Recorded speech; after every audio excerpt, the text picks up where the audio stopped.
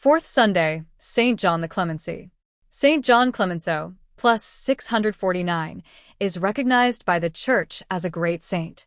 He is the author of the wonderful theological treatise, The Ladder, which is why the Venerable Father is called the Ladder Writer. Almost no information has been preserved about the origin of Saint John. There is a tradition that he was born around 570 and was the son of Saint Xenophon and Mary, commemorated on January 26.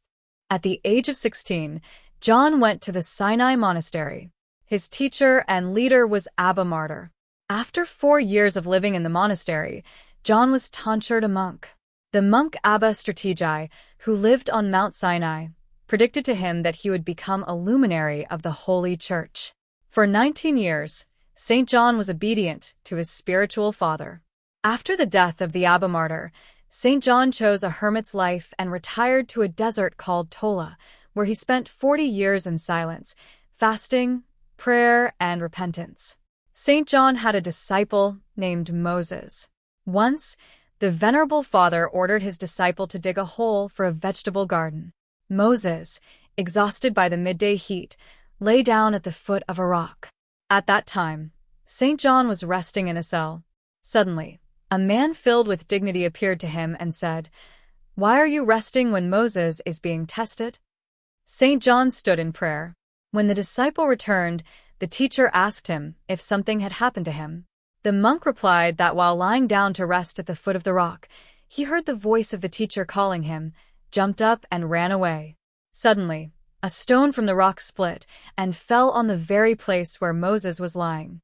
The Venerable John ate what the monastic way of life did not prohibit.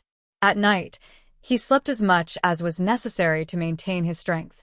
Endowed with superior intelligence and deep spiritual experience, the Father joyfully taught all visitors. When he was reprimanded for his verbosity, the Venerable John stopped speaking altogether and did not speak for a year. The zealots realized their mistake and begged the Venerable Father not to deprive them of spiritually beneficial speech. Having hidden his merit from people, the Venerable John often secluded himself in a cave, but the story of his activities was known everywhere.